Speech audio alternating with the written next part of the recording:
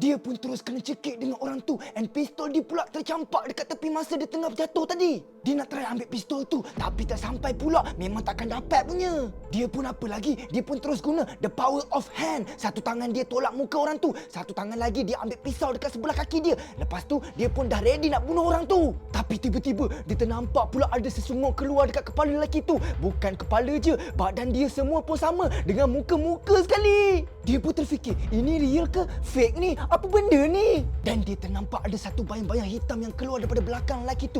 Apa benda tu siap? Rupa-rupanya dekat belakang lelaki tu ada otak yang hidup dekat luar badan manusia. Siap ada mata lagi. Tiba-tiba saraf-saraf otak tu pergi dekat dia slow-slow. Dia pun apa lagi, terkencing amat.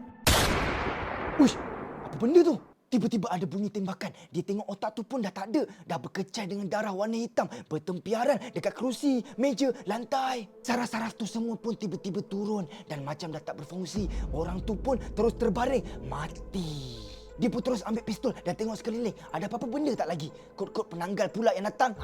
Lepas tu dia pun toleh ke depan. Tengok-tengok. Rupa-rupanya ada perempuan yang tengah pegang shotgun. Pandang dia. Perempuan tu nampak menggigil. Asap pun masih ada lagi dekat lubang shotgun tu. Thanks sebab selamatkan saya. Dia pun lap muka dia and dia cakap, apa benda yang dah jadi kat sini sebenarnya puan? Semua mati. Benda tu masuk dan bunuh semua orang.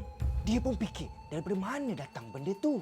Hey guys! Guys, daripada mana datang benda tu? Okey, ini adalah SCP-1027. SCP-1027 ni first kali diorang jumpa dekat Southeast Asia. Tapi sebenarnya ada lagi 11 lagi yang lain yang diorang temui. Dan SCP ni kalau korang nak tahu, SCP ni dikategorikan sebagai kita. Which means SCP ni adalah SCP yang dikategorikan berbahaya. So apa lagi korang nak tahu? Cuba komen.